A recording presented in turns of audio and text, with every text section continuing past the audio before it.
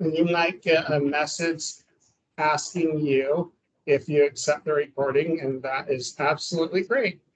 And then we'll get started here. I'd like to thank all of you for joining us today. This is an exciting time. We're excited to start our grant orientation.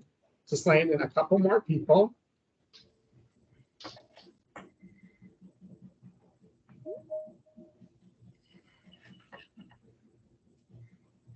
All right. So as I said earlier, my name is Robert Palmer. I work at the Utah State Board of Education as an educational specialist. I oversee this grant as well as the Partnerships for Student Success grant, our Program Quality Enhancement grant, and our American Rescue Plan after school and summer grant as well with my colleague Camille Sheik. So today we're going to go through their grant requirements and give you some ideas and thoughts about what to look for this year as far as reporting and monitoring. At the end of this presentation, we'll have a quick 10-minute break, at which time my colleague at USBE, Emily Berry, will join us to go over the evaluation for the grant this year. Next slide, please.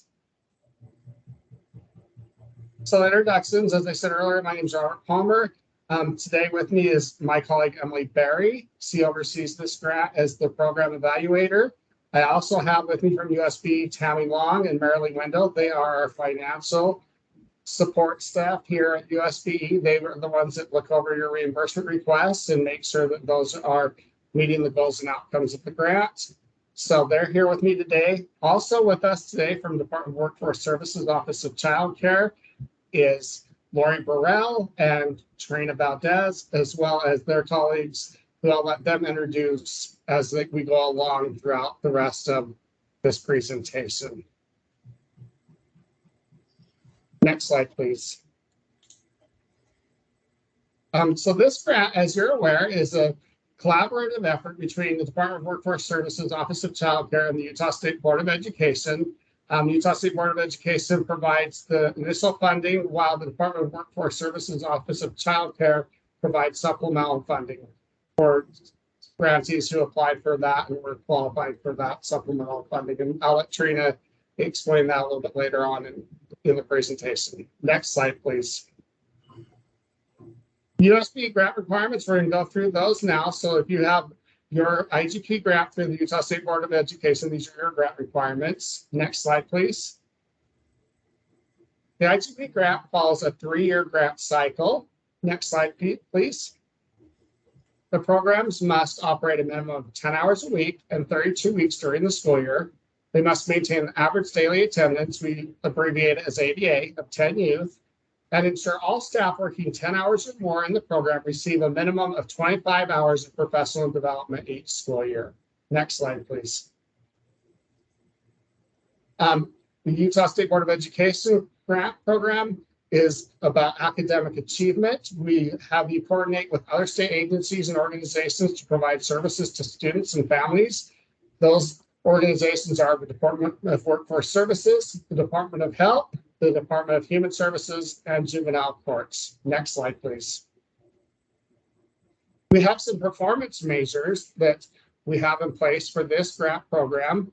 And these are to improve reading proficiency rates of regularly participating after-school students as measured by appropriate assessment, improve math proficiency rates of regularly participating after-school students as measured by the appropriate assessment, and to improve science proficiency rates of regularly participating after-school students as measured by the appropriate assessments. When we say regularly participating students, we refer to students attending an IGP grant-funded after-school program for 30 days or more during the school year. Next slide, please. Monitoring site visits. For the Utah State Board of Education this year, we will be doing our monitoring virtually. We'll be going through the monitoring checklist. If you were monitored last year, chances are, unless there's some issues or concerns, you will not be monitored this year. Site visits, we'll be setting up the monitoring schedule in around January, so be looking for an email from me at that time. Site visits, we want to come in person this year. We're grateful that we're in a situation now where health and safety is allowing us to go back into programs and to come see after-school programs in person, so we'll be setting up those times to coordinate with you as well. Next slide, please. Budgets and reimbursements. So this is an important part, just so you're aware the state fiscal year runs July 1st through June 30th each year. So you have that amount of time to spend down your FY23 allotment. Next slide, please. Allowable and unallowable costs. So allowable costs are staff, supplies, materials, and equipment, professional development and training, field trips with direct link to program goals and outcomes. Out-of-state travel requires pre-approval from Tammy, Marilee, and myself. Some food costs, we highly recommend coordinating with Child Nutrition to participate in their reimbursement program. Healthy snacks and dinners are allowable, and family engagement activities. Unallowable costs would be food for meetings and or trainings, candy, incentives, toys, gift cards, and gaming systems. The best bet is if you have a question at all, please feel free to email it to me, and I can run it by our fiscal staff, Tammy and Marilee, to make sure that we're all on the same page as to whether or not that would be approved. Next slide, please. So for our budget, the budget in Utah grants, you should have already been putting in your budget for this year. You need to include your budget narrative details. Any budget changes of 10% or more from any line item needs justification. Budget changes must be made in Utah grants and approved by me. Next slide, please. Reimbursements. We strongly encourage submitting at least 4 reimbursements each fiscal year. The best way to do that is just to submit them quarterly. We want to make sure that these funds are being used and they're swept by the legislature for other initiatives at the end of the fiscal year. Next slide, please. Fiscal reimbursements of state and federal education funds. USB will accept a general ledger with a detailed listing of expenses as described below. Detailed general ledger, not journal entries, need to document who is being paid for services and line items related to time and effort that's specific to the funding stream and allowances. Additionally, need to document specific items for purchase. So not we've spent $500 at Amazon, but we purchased 22 liters of hand sanitizer, etc. Or programs may provide the receipts with this information. The LEAs and programs need to have the receipts on file for auditing and monitoring as requested, as well as the time and effort for the personnel that are being funded in alignment with the project and grant. Next slide, please. Here's our contact information. As I said earlier, my name is Robert Palmer. My colleague, Camille Seek, who oversees the 21st Century Grant Program, is also available. If for some reason you aren't able to get a hold of me. And then Emily Berry, who we'll meet later on after our 10-minute break, who will be going over the evaluations. She's our internal program evaluator. And there's her contact information as well. Next slide, please. Marilee Wendell and Tammy Long, as I said earlier, are fiscal compliance. There's their contact information if you have any questions regarding reimbursements or allowable, what's allowable and what's unallowable. They're good resources for that as well. Next slide, please. All right, thank you so much. That concludes the Utah State Board of Education portion of this meeting. I'm now going to turn the time over to my colleague from Department of Workforce Services Office of Child Care, Trina Valdez. Trina. Hello, everyone. My name is Trina Valdez, and I am a program specialist with the Office of Child Care with the Department of Workforce Services. Myself and Lori Burrell are contract owners over the supplemental portion of the IGP. And we'll have the other folks introduce themselves when their slides come up. So next slide, please. And one more, thank you. So the IGP supplemental performance requirements are listed here. Each OCC funded program site must comply with USB program assurances and serve only school age youth K through 6th grade. The program must have a minimum of 40% of free or reduced lunch. Eligible youth enrolled with fee waivers or sliding fee scales to youth that qualify for free and reduced lunch.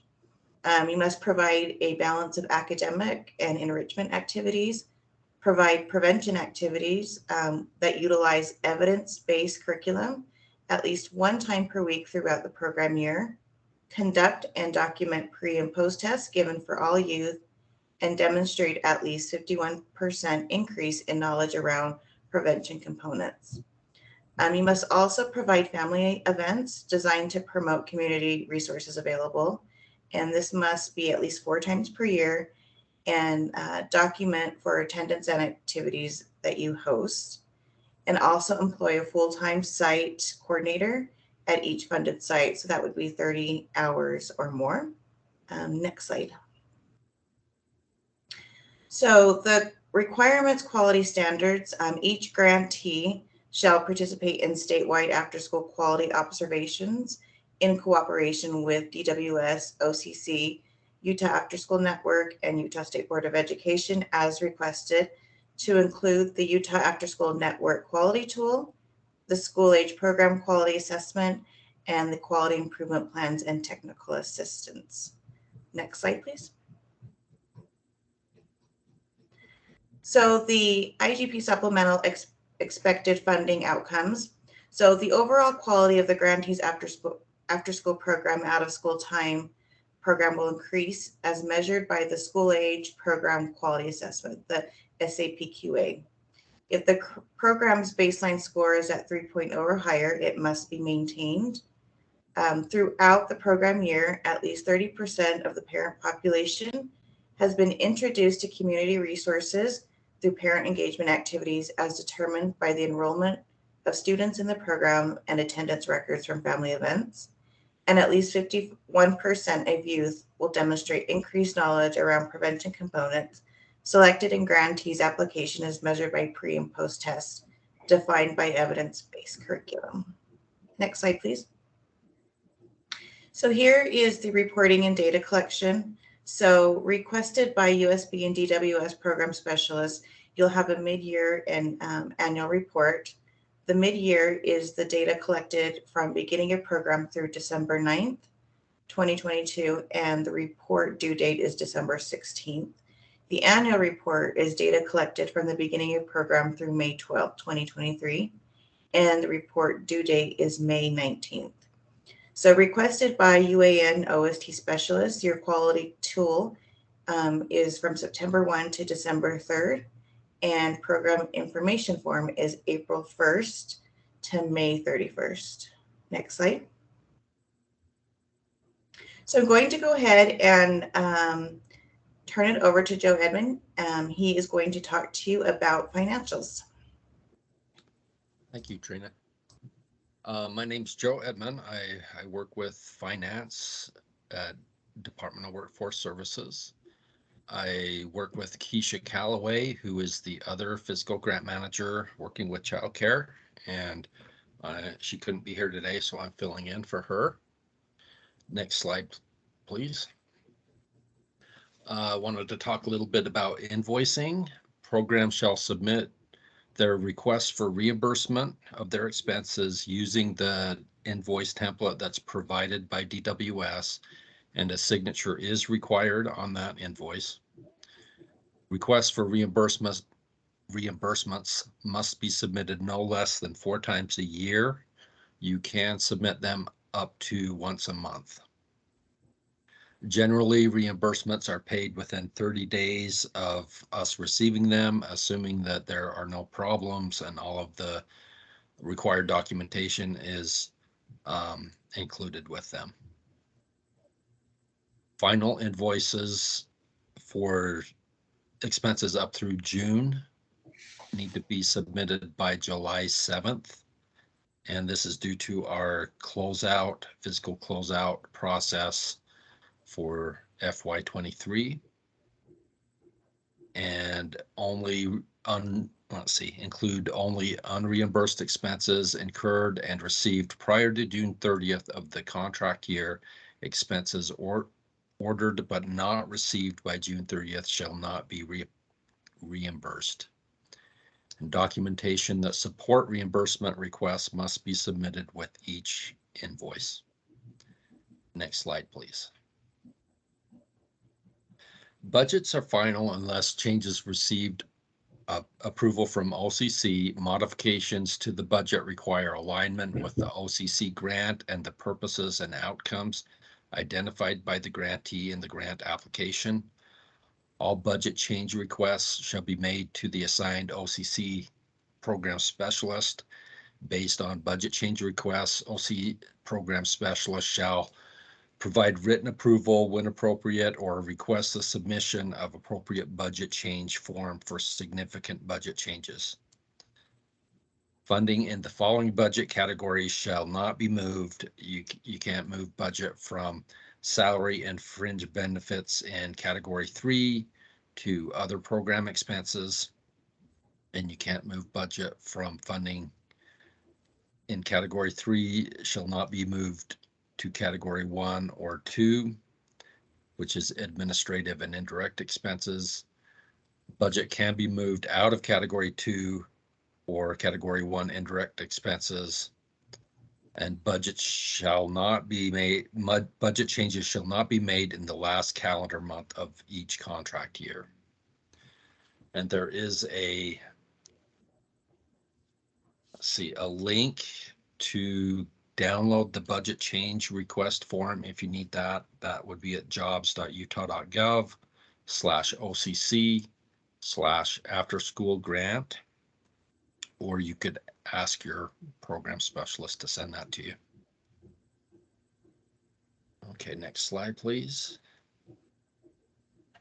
For allowable costs on this grant, the funding is intended to supplement or build upon the existing program that you have. Allowable costs are based on the intent of the grant. Purchases must be age appropriate and safe for the children. Any use of federal CCDF funds must be consistent with CCDF purposes and rules. Any costs charged to the CCDF program must be necessary, reasonable, and allocable to the program. And if there are any questions on whether something is allowable, please contact your program specialist prior to purchasing that item. Unallowable costs. Grant funding cannot be used to supplant or replace existing budget or expenditures, and they must be used as an addition to the existing funds that you have and not replace those funds. Again, contact your program specialist if you have any questions on that. There is in your contract, you'll find attachment E has a list of some of the specific things that are allowable or unallowable. Please take a look at that. It's not all inclusive, but it covers a lot of the items that you might have questions on. And if you're unsure of anything or it's not included in that list, please contact your program specialist. And with that, unless there are questions, I will turn it over to Amy. Thank you, Joe. I appreciate that. My name is Amy Lowe, and I'm what's called the contract analyst. I kind of am on the back end with getting the contract put together and out to you to make sure that you have what you need. So I'm going to go over the really fun stuff.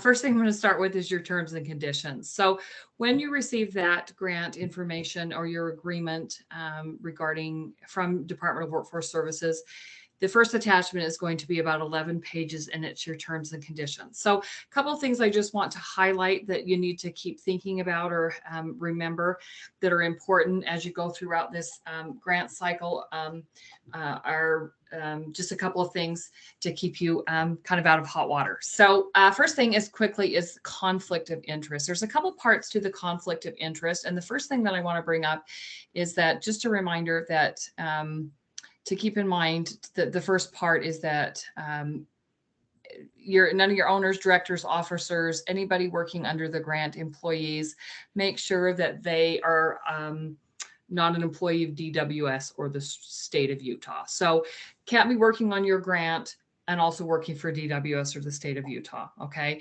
And be aware that you also do not want to hire any subcontractors with that same conflict of interest.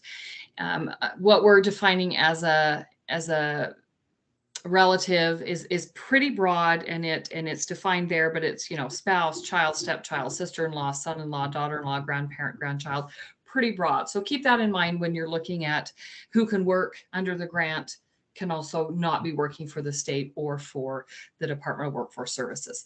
Next slide, please. Okay, that being also said, was the next part of the conflict of interest with related parties is those that are working for you that are related for you. We understand that with after school programs and childcare programs that a lot of them are family run. So there is going to be some situations where you need to pay someone or someone works for you that is going to be related. Okay, so what we're asking is that you make sure before you pay them or hire them, that you let us know. We do have a related parties approval request form. It's brand new. We just updated it. It's easy to fill out. You can, we can email it to you. It's fillable. You fill it out and send it back to us. It's asking for some things. We're asking that you let us know who you're going to be hiring or paying, what the relationship is. Is it a one-time payment? Is it ongoing? What are the services that are going to be performed? And then we'll have legal and our program specialist or contract owner look at it and decide if this is going to be an appropriate use of the funding. Once you get that back and it's been approved, then you're going to be able to go ahead and make that hire or make that payment. If you do, we do find out later when you go to submit that reimbursement and it hasn't been approved, we may not be able to make to approve that reimbursement, and it may result in an overpayment or a disallowed cost. So please make sure if you do have someone that's working for you or a payment that you plan on making and you haven't got that approved, that you let us know and we'll get you this form to make sure that we don't have any kind of conflict of interest with that related party. Okay, so keep that in mind. And like I said, it's an easy form to fill out, get it to us, and then wait for us to make sure that it is approved before you make any of those payments. Next slide, please. Okay, we already talked about monitoring. Joe talked about it for his portion. No, excuse me, not Joe. It was talked about for the USBE grant for the monitoring. And then there's the obviously the monitoring for the DWS portion. Trina talked about what's expected for monitoring. So there's going to be some monitoring. So one of the things I want to bring up is there can be some, unfortunately, some sanctions if those monitoring requirements are not met, if you're not in compliance. That being said, we are here to help you if there are some monitoring issues and you're having a hard time meeting that those compliance. And that's what your program specialist is there for, to help you with that. But just know can be some consequences if you're not in compliance, including default or cancellation of your agreement or termination of your agreement. Next slide, please. That leads us into why, how can, or what reasons can lead to an agreement termination. Termination for cause means that it can be by either party. We do give you written notice, minimum of 10 days written notice if there is going to be a reason that DWS would terminate the contract. This kind of sounds heavy, and I don't want to be the bearer of bad news, but we are, like I said, going to give you notice, and we are going to work with you. The last thing we want to do is terminate that contract, but it does happen. Okay, immediate termination, very rare, but we would do an immediate termination if for some reason those that you're providing service to may be in if there's risk to harm, if there's any fraud, misrepresentation, misappropriation of funds. Mostly if there's any kind of risk of harm. There is a code of conduct information that is included in your grant agreement. If any of those things were to be not in compliance with those, we would look at immediate termination. No cause termination is usually something where you as the grantee, maybe you came up with other funding, you don't need the funding anymore, something on your end, there's not usually a cause. You would just need to let us know in writing that you were no longer in need of the grant, and then we would terminate the grant. Next slide, please. And the last thing is termination due to non-appropriation of funds, reduction of funds, changes in the law. Maybe the legislature reappropriated funds, there wasn't enough funds. We see that very rarely. I can honestly say that in the 25 years that I've worked for the state, we see this again very rarely. And to let you know, if something were to happen, we would make sure that your services were reimbursed properly up until the effective date of the notice. So we would make sure everything up until then was reimbursed. You wouldn't need to worry about that. But that is another option for termination. Again, we need to bring it up. Termination is not a fun thing to think about, but those are the things or reasons why your grant funding may be terminated. Next slide, please. Just a reminder that you are responsible to make sure you have in place a grievance procedure for those recipients of your services, and to make sure that they are aware if there is a grievance with your eligibility process, they were denied or excluded from your services, or they're not happy with, you know, the way you're operating, that there is a grievance procedure or process, and that it can be referred to DWS to review the grievance, and then you know, remedy the situation or look at the disposition of the matter. So just make sure that you've got that in place, and that those with the grievance are made aware that that is something that is available to them. Next slide, please. Required insurance. And just a reminder, this is for non-government entities. Okay, just so if you're a nonprofit or private, this is applicable to you. You are responsible to maintain insurance for the duration of the grant cycle. Once you are awarded the grant, you have 30 days to get DWS this insurance information. And again, you need to carry and maintain this insurance uninterrupted through the grant cycle. That also means that during the grant cycle, if you know you need to renew your insurance, or you know it rolls over, you need to make sure that you get your contract owner that updated policy information. Okay, so what are the limits, or what's the information that we're looking at? Okay. You need to have commercial general liability insurance from an insurance company authorized to do business in the state of Utah. The limits of the policy must be no less than $1 million per person per occurrence, and $3 million aggregate occurrence. Again, this is for non-government entities, and you must add the state of Utah, DWS, as an additional insured with notice of cancellation. Okay, we have a whole section of additional information about what that looks like if you need help with updating that insurance policy. We have some additional information and we can help you with that. But the bottom line is, if you're a non-government agency, you need to make sure you maintain that coverage throughout the cycle of the grant, as well as making sure if you have any updates or it rolls over or whatever you need to do, make sure you get that updated information to your contract owner so we can keep that on file. Next slide, please. Okay, so let me just recap all the really exciting information that we went over on those terms and conditions. There's a lot more information that you're responsible for in those terms and conditions that came with that grant package. It's 11 pages and it's a lot of information. Those are kind of the most important high-level things that I wanted to go over that we see issues with, or that are kind of the most important things to follow. We went over the monitoring piece, make sure that you're in compliance with your monitoring. And that kind of led to the reasons that I talked about for why we can terminate your contract. And you have the option as well in writing to terminate your contract if needed. We also talked about making sure you have that grievance procedure in play, and that if someone that you're providing services to needs to file a grievance, they're aware of it, and then it can be forwarded to DWS to help remedy that grievance situation. We also talked about the conflict of interest with the related parties, and if you are going to pay a related party or hire a related party, please make sure to contact us and make sure you get that related party form filled out and okayed before you make those payments, as it may result in a disallowed cost or some other sanction. Okay.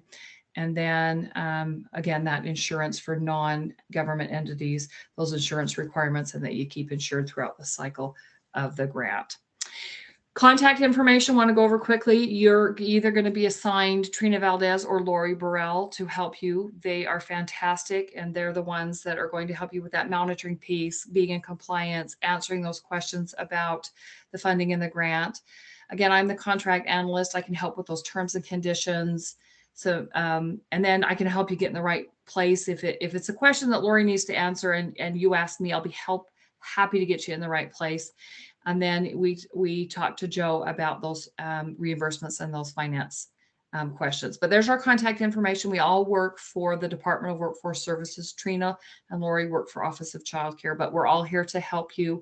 And then if you need a copy of the slideshow, or our contact information is available. Do we have any questions? I covered a ton of information. I'm going to check the chat really fast and see if it doesn't look like it. So I am going to go ahead and turn the time over to Utah Education Network. It looks like Holly Phillips is, if I got her name wrong, I'm going to be really embarrassed. No, it is Holly Phillips. She's the director of the Utah After School Network, and she has the next bit of information to share with you. So it looks like we've got the next slide is just this Workforce Services Childcare, which you can go ahead and click through, and then it will be Holly's information. So thank you, everybody, and I appreciated the opportunity to present this information. Thanks so much, Amy. Hi, everybody. Holly Phillips, the Director of Operations with the Utah After School Network, and I'm very excited to be here with you all today. I'm just going to take a few minutes to give a brief overview of our organization and highlight a few key dates and resources that are coming out of our office to help you as we move through this current school year. So if we want to go over to that next slide, just super brief history, Utah After School Network. We are a nonprofit organization. We were established in 2005 by a large collection of after-school practitioners, youth advocates, and leaders of state agencies here in Utah. And really, our role is to work with decision makers and others around the state, all of your lovely organizations, to increase after-school funding and sustainability and quality across the state. We work hard to help ensure that Utah's children have a high quality after school program that keeps them engaged, learning, and safe. And we do this in a variety of different ways. There's almost, you could think about 3 big buckets of work that we do. We assist programs and teams with things like mentoring and facilitating training. We do a lot of professional learning. That's our other big bucket. And then we also work on a state and national level to advocate for after school. So you can see here our vision: every child in Utah should have access to high quality after school programs. So let's move on to the next slide, where we can talk about, again, what we do, those 3 big buckets of work. We support high quality school age programming for community-based programs, school-based after-school programs, childcare centers, and other youth-serving organizations. Next slide. And here's our wonderful team. Here are this year's UAN specialists. Some of these faces might look familiar to you, and some are going to look pretty new. We have 5 out-of-school time specialists: Eleanor, Kristen, Savannah, Brittany, and Alex. You may find that you have the same specialist that you had last year, or you may get somebody new. And then we also, a key role on our team, we have Lauren Lavorson, who's our school alignment and data specialist. So if that is something that resonates with you, working on school day and after school alignment, you can get in touch and work with Lauren throughout the year as well. Next slide. So when it comes to supporting programs, our first big bucket of work that we do, our out-of-school time specialists, we call them OST specialists, love to assist your programs with things like consulting, coaching. They have plenty of different presentations and training topics so that they can come and visit you and provide. And then they also are chocked full of resources. So it's one of those ask away to your specialists. They are here to provide technical assistance to you this year. And if they don't have the answer, they're going to rest assured they're going to go and look it up and get back to you. So definitely want to take advantage of our specialists out of our office. Next slide. Here is our improvement system model. We believe strongly with the Utah After School Network that when we as an organization do our due diligence with staying current with the research, helping to collect the data, we stay current with feedback, and we advocate for funding, that all of those things influence what we can provide out of our office when it comes to technical assistance and professional development. And we believe that when we synthesize that information and send it down in those two different ways down to the staff, that it can influence staff outcomes. And we know that staff outcomes ultimately can influence youth outcomes. And that's what we are all about, is helping the youth. Next slide. Here's a glance, a year at a glance of what it's going to look like when working with the Utah After School Network. You can see at the beginning of the year, August through November, this is really, the time for planning and to really strategize around your implementation. So our out of school time specialists are here to help you with observations. We have the Wellbeing Institute, which I will talk more about here in just a second. And we have the quality tool that opens up in the fall, which I also will share more information about. As we move towards the middle of the year, this is when our out of school time specialists can really help to provide training and coaching, really hone in. What are those goals that you set in the fall? Let's not put them on a shelf. Let's keep them front and center to your work. Let our team help you make some great advances with the goals that you've set. And then again, towards the end of the year, everything that has to do with wrapping up your school year, your specialists are here to help with as well. We will have the program information form that will open, where we are inviting you to share the data that you've collected with us, again, so that we can advocate on that statewide and national level for after school. We also have our specialists that'll be available to help with assessments and follow-ups and everything in between. Next slide. All right, so let's take a minute and break down a couple of the tools and resources that I mentioned in the previous slide. The first one, the quality tool, or the quality self-assessment tool, is a document that comes out of our office. It's open right now, and it will be due on November 18th. So I want to make sure, if you have your calendar in front of you, or if it's digitally up on your screen, make sure that you do a little save the date, that our quality self-assessment tool is due this year on November 18th. We bumped it up just a little bit because we feel so strongly that completing this tool early will give you more time for that implementation and continuous improvement phase.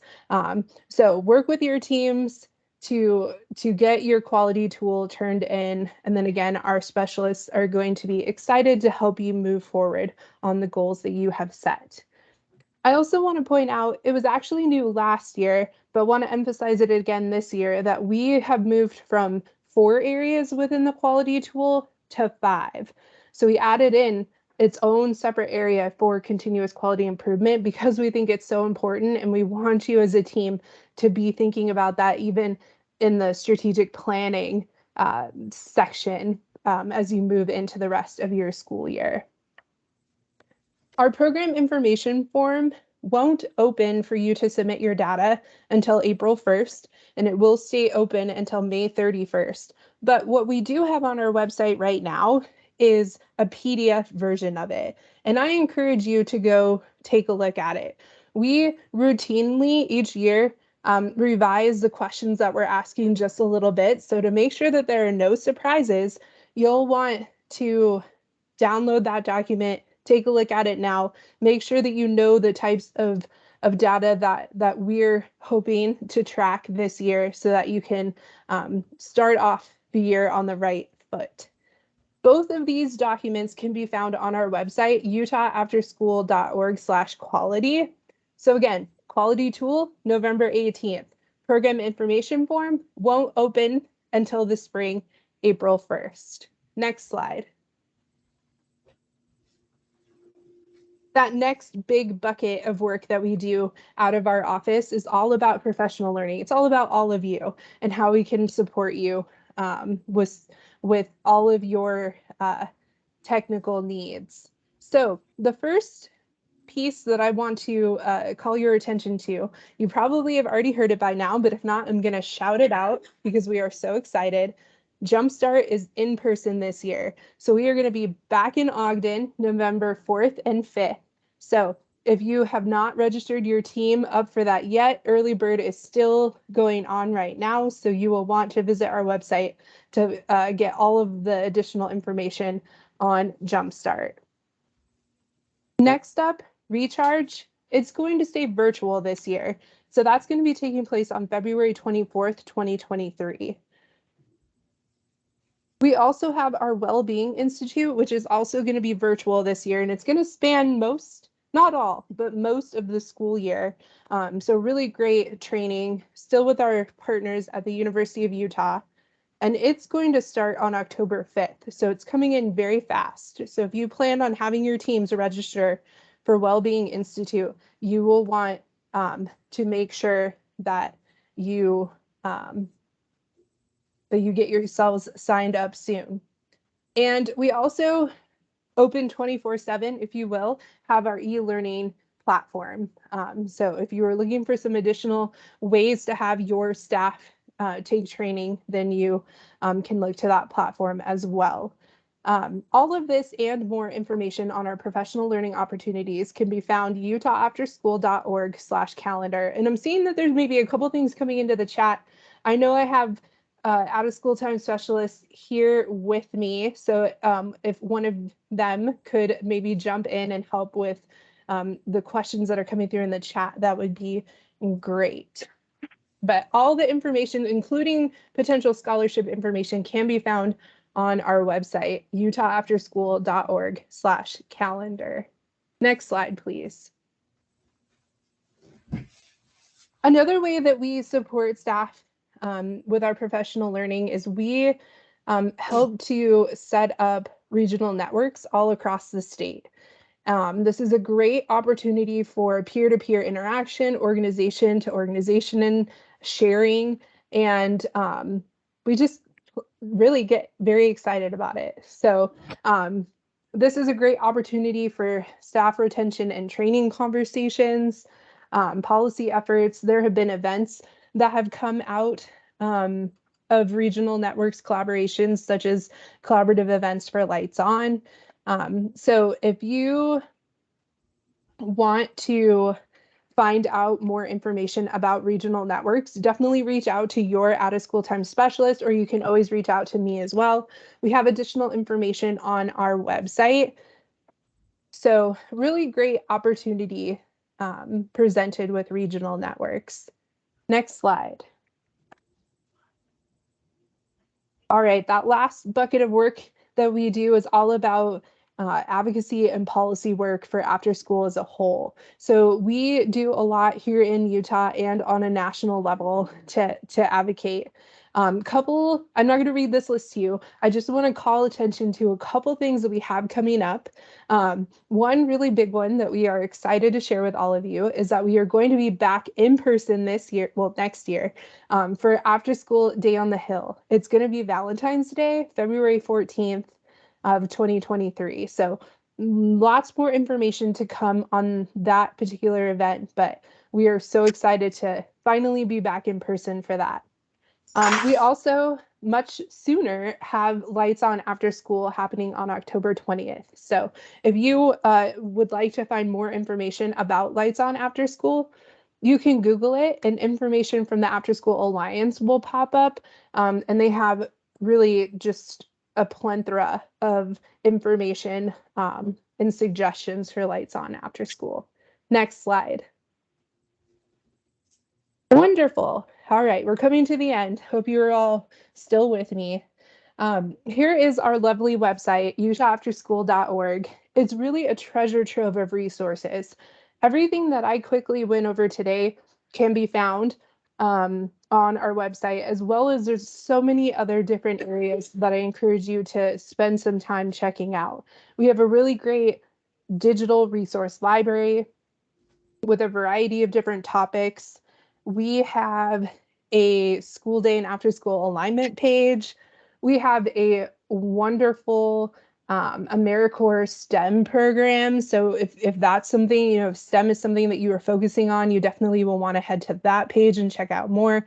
Our pitch challenge. So it's just bookmark it right now, and make sure that you have your staff come to our website often, because we, as much as we love helping in person, we have so much up on our website for us to help you 24/7 with whatever you might have going on in your program. So be sure to visit it frequently. Next slide. All right, that pretty much wraps up what I have for you all. Our website, again, utahafterschool.org. You can always email info@utahafterschool.org, but really going direct with your specialist is a great route to go. I'm Holly P. at utahafterschool.org, so you can always reach out to me. Our phone number is on there as well. And follow us on social media and sign up for our newsletter if you haven't already. Thank you all for listening, and definitely reach out to any one of us if you have additional questions.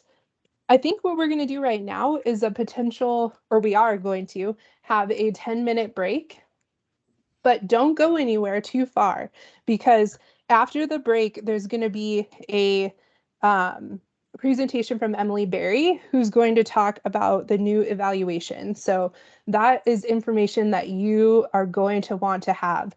So I will hand it off to Robert if there are any more directions for right now. Thank you, Holly. Thank you, everyone who presented today. Just so you're aware, this next portion of our presentation is of great importance. Emily Berry has put together a wonderful, it's a Nearpod training, and it's going to require active participation. So based on our time, I want to make sure Emily has plenty of time to go through her things. Let's, instead of taking a 10-minute break, if you can just take a few minutes to gather yourself and be ready for this presentation, whatever that looks like.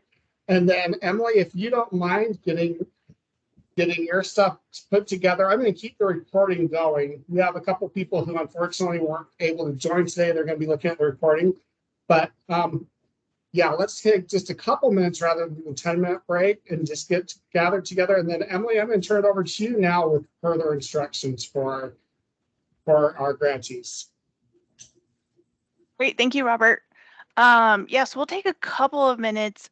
In the chat box, I've dropped the website that you go to. You just go to join.nearpod.com, and then there's a code that you put in that is in the chat box as well.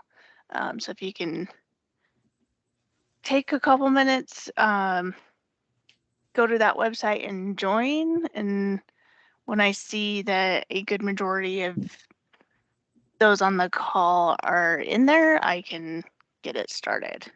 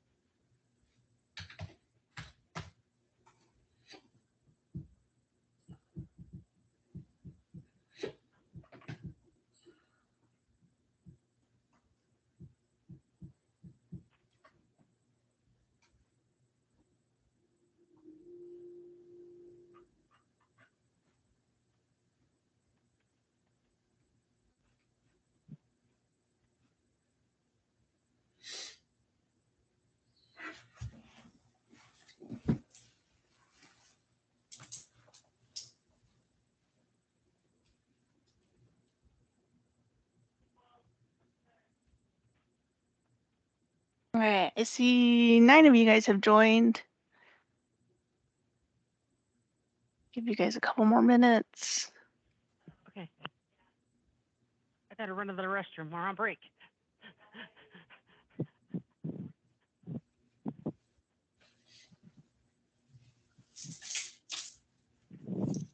Taylor, I'll just give you a heads up that you are not on mute.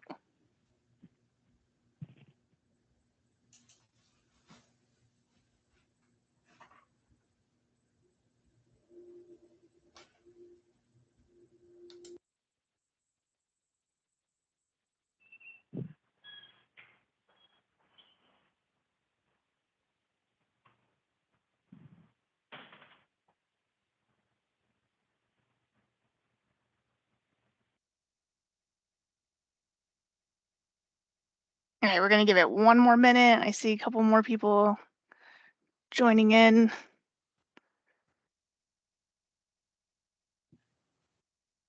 Okay, that could be the case. We'll give them a little bit longer then.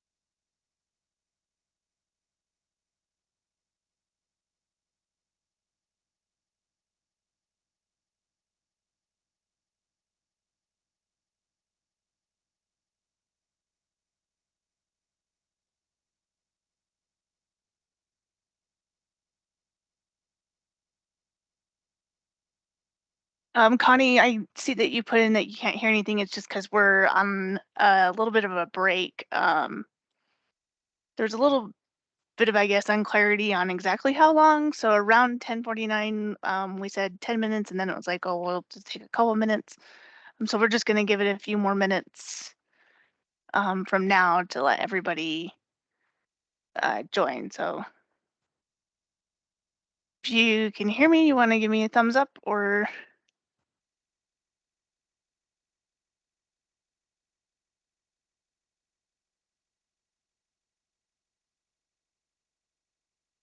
Awesome. Yeah, Emily, I can hear you loud and clear. Okay, perfect. Thank you.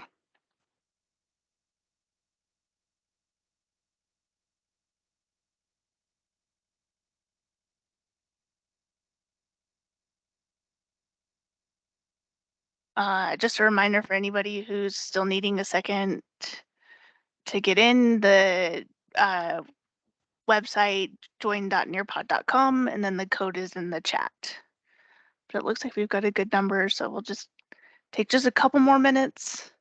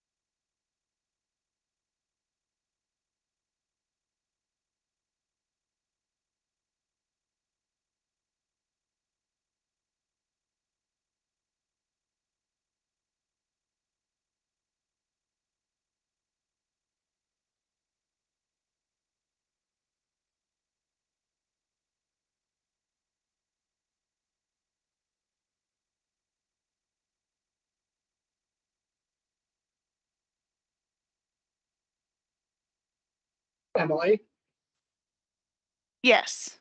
we are having some people having difficulty finding the chat. Could you show them, can you share your screen and just show them the website and code? Yeah, I can do that. Thank you so much. I think this is kind of a new platform for a lot of us that they're not too familiar with. Definitely new. So this is, you just go to join.nearpod.com and then the code up here, 94XNI is the code that you put in. It looks like we've got 26 people in, so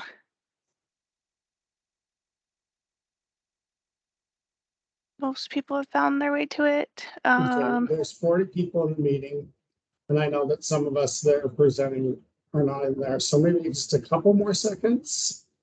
Yeah, and it looked like Connie was going to try to leave and come back. I think that might be the best bet. So if you're not in yet, Emily is sharing her screen to show you exactly where you can go. This is very exciting. It's Nearpod training that Emily's put together. I'm excited for her to share it with you.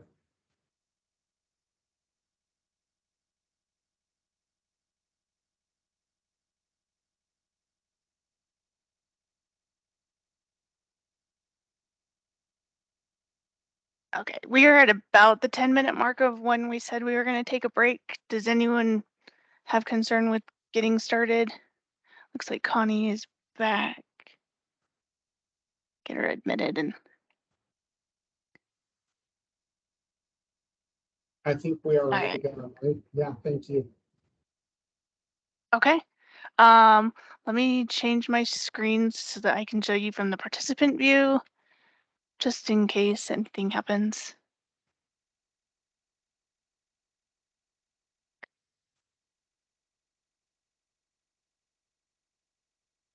All right, can you see the presentation? Yes. Awesome. Great, good to have you with us, Connie. So again, my name is Emily Berry. I'm the program evaluator for the Intergenerational Poverty Grant. Today, we're going to do a couple of things. Hopefully by the end of this, you will understand why and what data we are collecting from you guys. How the data collected is going to be used for the reporting, and then know when and how you as an IGP grantee will submit that data. So really fast, let's do a discussion board.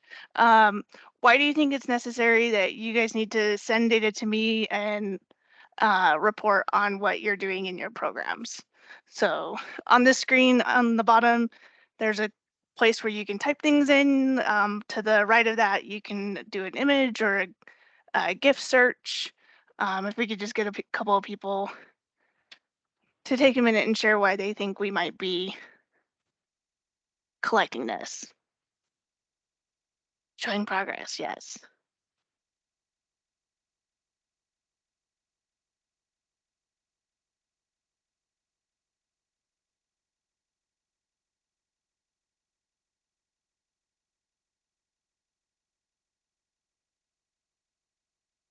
Yes. All right. So taking a look at what's being put in, and you can keep putting them in if things are coming to your mind that you want to share. All of these are getting at the heart of the kind of longitude of why we collect data, right? We're collecting it to see what's going on. We're collecting it so that we can report on requirements. Using data will hopefully help us to make progress in our students' outcomes. And then, of course, the legislature always wants to see that the money that they're giving is improving student outcomes. So awesome. Thank you so much for participating with that. To get in the nitty gritty of it, Utah Code 53F5703 is the IGP code for the grant. And in that, it specifically requires that USB provide an annual report on 3 specific things: the progress of LEA programs using the grant money, the progress of LEA programs improving academic outcome for children affected by IGP, and then LEA coordination efforts with Department of Workforce Services, Department of Health, Department of Human Services, and the juvenile courts. And then USBE and DWS as part of the grant requirements requires that staff receive professional learning opportunities. So this is kind of the crux of why we collect data and what data we are choosing to collect. In connection, USB and DWS provide me the information on how the grant spending is going with in terms of money to meet that first requirement. The participation data that you guys submit to me, I connect to the USB data warehouse to gather enrollment records and academic and assessment data to report on that second bullet. And then the professional learning and family engagement information that you submit connects to that coordinated efforts. So all of these things are connected to the different components of the data templates that we request that you guys submit. So before we talk about the data template, we need to talk about a few important things. And that first one, I just kind of want to get a sense. What is going to give you guys as the organization or the grantee or the LEA the right to share the student and program data with USBE? So is it Utah code? Is the students just participating in the program? Parent, guardian, permission signed forms? Robert, Trina, or Lori as program evaluators, or because I said so?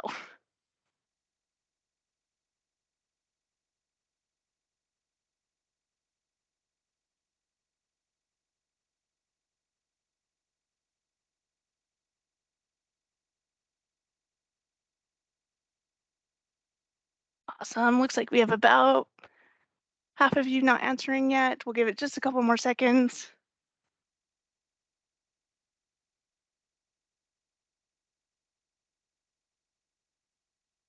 All right, most of you took advantage of the option to give two answers and said either A, Utah code requires reporting, or C, parent guardian permission forms were signed. Ultimately, the answer really is C. In order to share the student's information with us, you have to have that permission, but the Utah code is kind of the supporting evidence of what is there. So let's talk about that for a minute. You must obtain permission from the parent or guardian to share the student's identifiable information. The USBE and DWS have templates for permission slips that you can use in your organization, or you can choose to create your own. If you do choose to create your own, I've included some bullets on this just to give you some guidance to make sure that you include language that you can share that data with USBE for the reporting purposes. And if you are not an LEA and you're going to need to partner with schools to get some of this data, potentially include language that's going to allow for that exchange. And if you have any questions on that or need assistance, you can always reach out and we'll figure out how to get that going. So with the parent and guardian permission, all program participants have to be included in the template, but the parent and guardian has to have given the permission in order to share that identifiable information. So if they did not, then you still put in the activity information, you just don't include the student's personal information. And then throughout the year, we're going to confirm that there's parent or guardian permission in a couple of ways. On the data template itself, each individual line of the student, there's a column that indicates that you received parent or guardian permission. So individually, you're going to select that.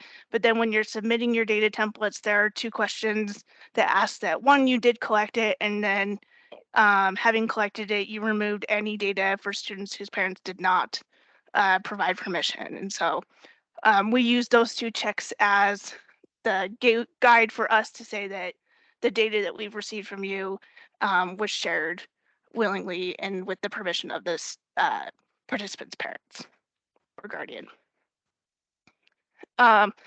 Next thing we need to talk about is personally identifiable information, or PII. There's a Utah code and a USB rule that identifies it as anything that a user holds to identify a student. This includes their name, birthday, sex, their statewide ID, there's local student ID, school name, and grade level. So anytime we're sharing any of that information, it's considered PII. The USB's data privacy team, I've worked with them, and we have together come to the conclusion that there are two ways that we can send data on this grant that contains PII, and that is Qualtrics and Move It. And the USB FTP site Move It is rather cumbersome in being able to access it. The passwords expire quickly if you don't use them. It involves like sending an email so that you can send an email. So because of that, we've decided to move forward with Qualtrics as the main source of collecting information on the grant. Please don't send your data files to me in any other way other than these two, and especially don't send them by email. That violates the rules and puts your students at risk. So now that we've talked about those two things, let's talk about the data templates. The data templates this year are pretty much similar to what they were last year. We made a few updates just based off of some rule changes. That includes the instruction sheet, the 3 data sheets for participation, professional learning, and family engagement, 3 example sheets, and then they're all color coded. So your participation is green, professional learning, I believe, is purple, and family engagement is green. So all the sections that pertain to each of those are color coded so you know where they go. On the instruction sheet, this is a kind of a snapshot of what some of it looks like. This top section in red gives you just a quick update on what's expected with this. There's an example of a preferred naming convention for the files. And then I've identified each of the files or the sheets that come after that and the most common misunderstandings of what some of this data is. So this is a good sheet to land on if you have questions about what it is that that specific column is asking for. The participation data, this is where PII comes in. So again, a reminder that the parent guardian permission needs to be signed. If they didn't provide it, you only provide the activity data and not the student level data. On this one, we do ask for the activity days, and that's 1 for each day of participation. So regardless of the number of events that happen in a day of activity is 1 day of activity. And then it should be pretty intuitive, but days attended cannot be greater than the possible days of attendance, and days of activities can't be greater than the days attended. So kind of keeping an eye out for that. How are we using the data, the participation data? So this is the data that I use to connect to the student information in the USB data warehouse. That pulls in all of the students' demographic information, all of their assessment information, so that you don't have to provide that information to me. You're just simply providing the student information so that I can get that. We also use the activity information to provide a grouping. Research shows that receiving 30 days of intervention activity in after-school programs increases student outcomes. So we use that measure to bin the students into 2 groups and report the outcomes there. So this is probably the most important data sheet on this data template. The quality of the information that you're providing there is really going to impact the outcome of the data that I can get from the warehouse and therefore analyze and report on to the legislature.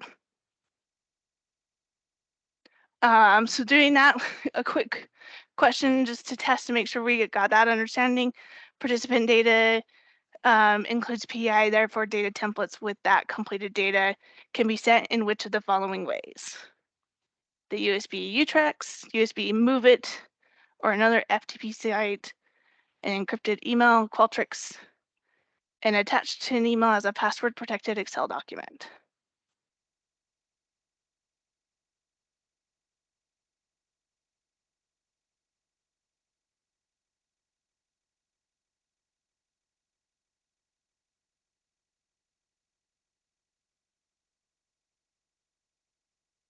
About 60% with no answer. We'll give you a couple more seconds.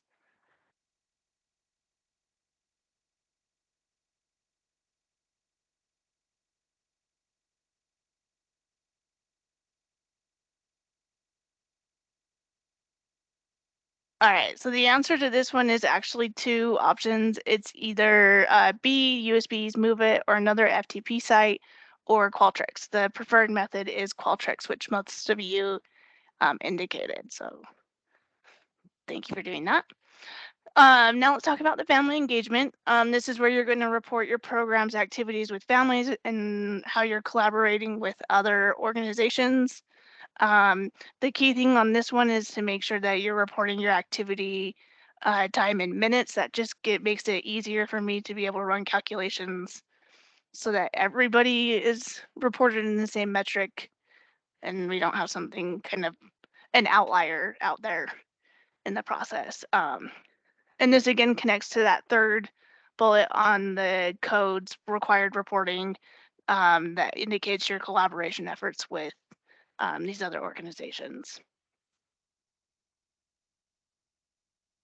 And then we have the professional learning.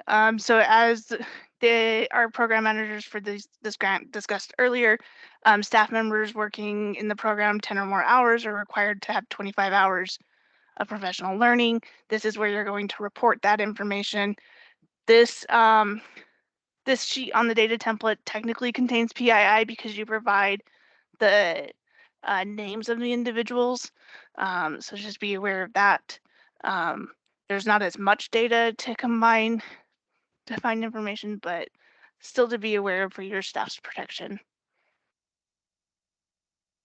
And then the other sheets in the data template are the example sheets. They, again, are color-coded and just a lighter off color from the color that was used. They have an examples of how you should be filling that out.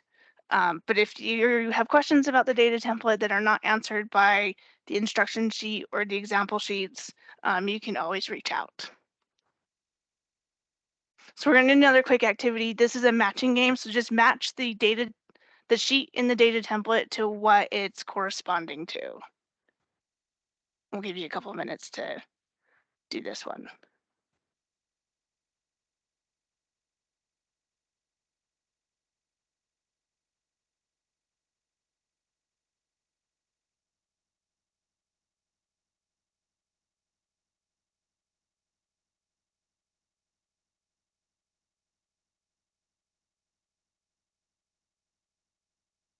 See some of them coming in.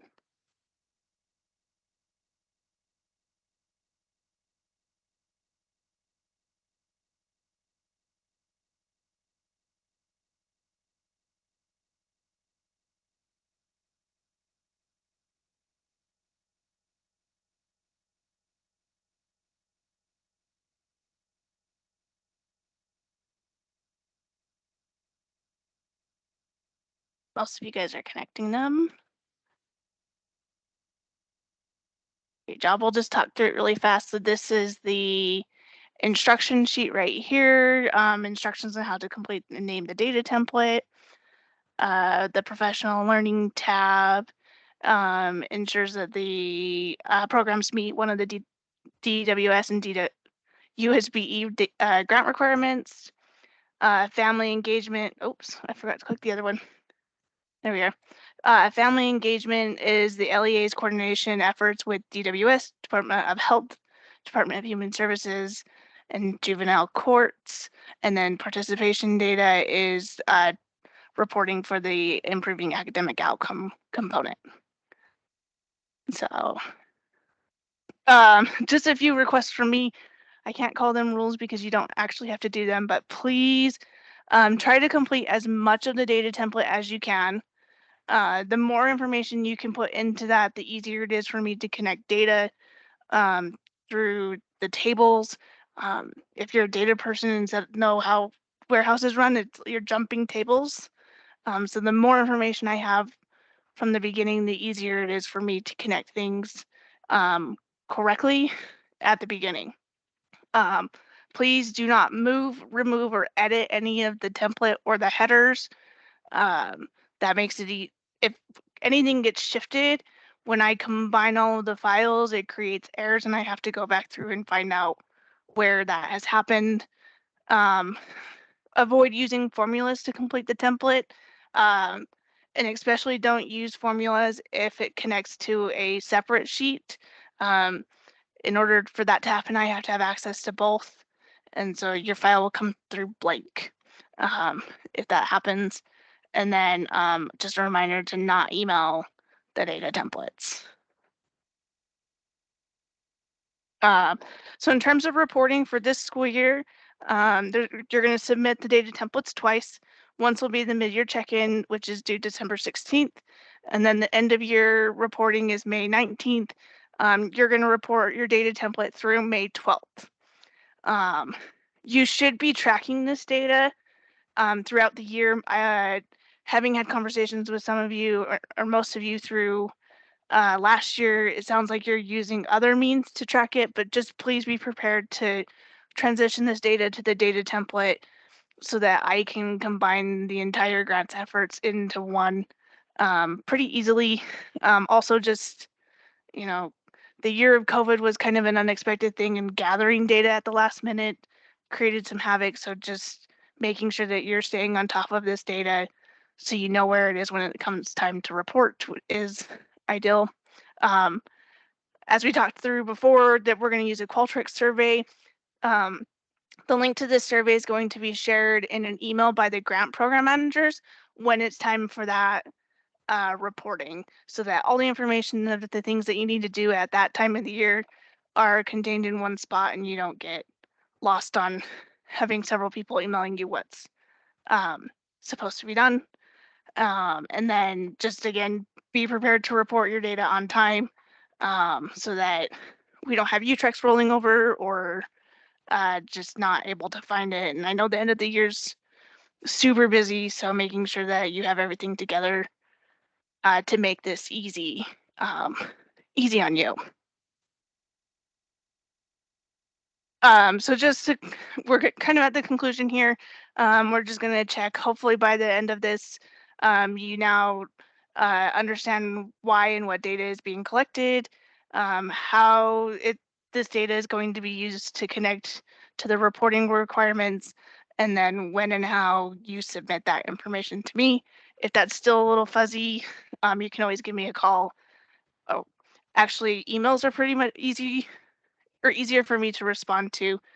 Just with all of my scheduling, I can get back to you faster through an email and set up time to talk if that's what we need to do. And then I just have a discussion board really fast just to help me. Can you think of anything that I can do to help to make sure that you guys are collecting the information that you need, getting the connection with schools if you're an organization that's not an LEA, would sending you a calendar reminder of the dates that we're going to have the reporting due be helpful? Do you want a meeting closer to those times that we can just touch base on, again, what's required? Anything that's coming to mind that I can do to help you be ready for this?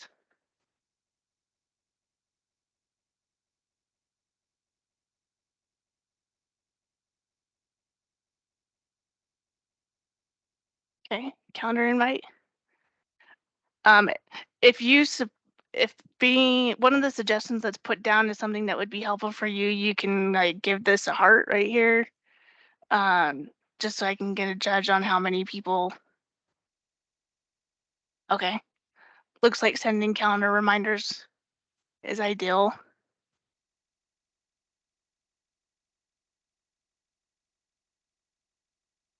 All right, we can definitely do that. A review meeting, okay?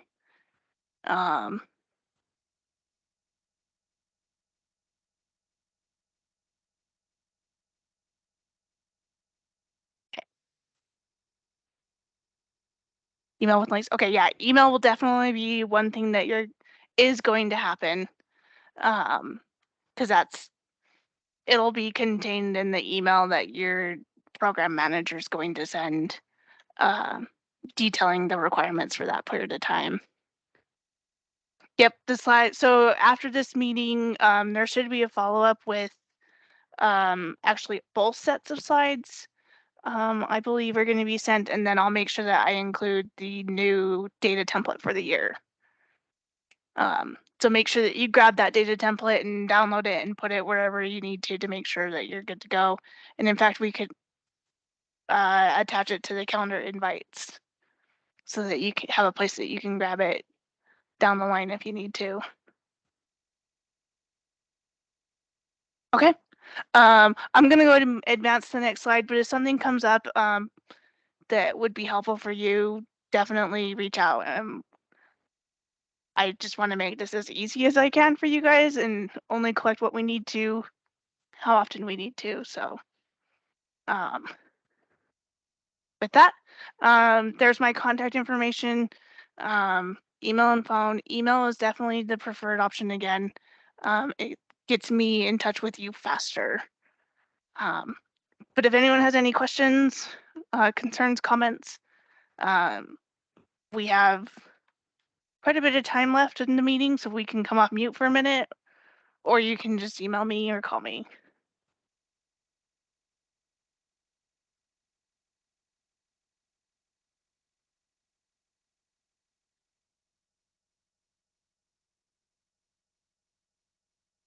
Yeah, thank you.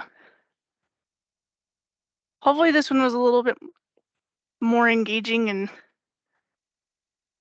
kind of set things out a little bit more clear.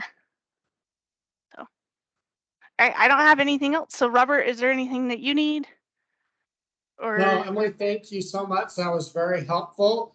As is always the case, if you have any questions going forward, please reach out. That would really help us.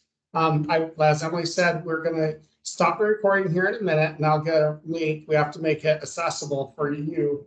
Right now, the link is only for internal, so we will change that link, and then I'll send it out to the contact person, and you can forward that to whoever else on your staff would need to have it. But I'm going to go ahead and I'm going to stop the recording right now.